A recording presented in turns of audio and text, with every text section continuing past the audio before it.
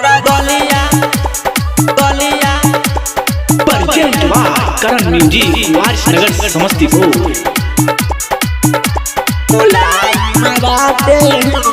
उठावा गुलाबी अखिया शराबी कहाँ जत बारू जाना बोल हाली हाली। उठावा गुलाबी अखिया शराबी कहाँ जत बारू जाना बोल हाली हाली बोला हाली हाली।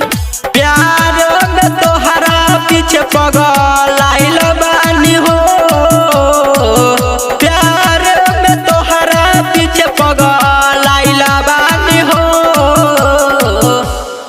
तोहर गलिया है तोहर गलिया दूध के छलिया नियन मोलाई बाटे हो।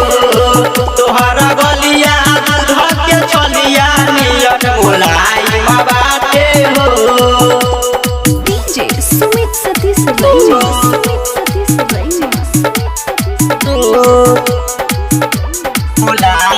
बाटे 16 बरिस में भइल बारी जान मार हो। तोर चलते भइल बाटे लइकन में मार हो। लइकन में मार हो 16 बरिस में भइल बारू जान मार हो। तोर चलते भइल बाटे लइकन में मार हो। छोट हऊ बाकी बरकन तोहर काइम बाटे हो। छोट हऊ बाकी बरकन तोहर काइम बाटे हो।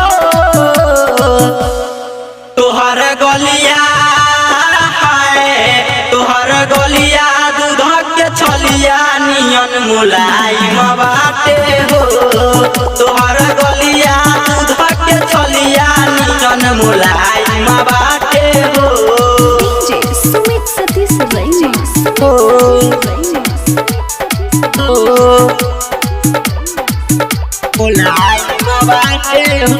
तोहर बदन लागे रेडमी के टच हो।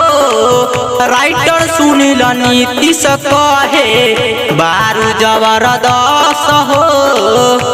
बारू जबरदस्त हो। तोहर बदन लागे रेडमी के टच हो। राइटर सुनील नवीन कहे बारू जबरदस्त हो। रोहित रोमांटिक से मिले के तोहरा का टाइम बाटे हो। रोहित रोमांटिक से मिले के तोहरा का टाइम बाटे हो।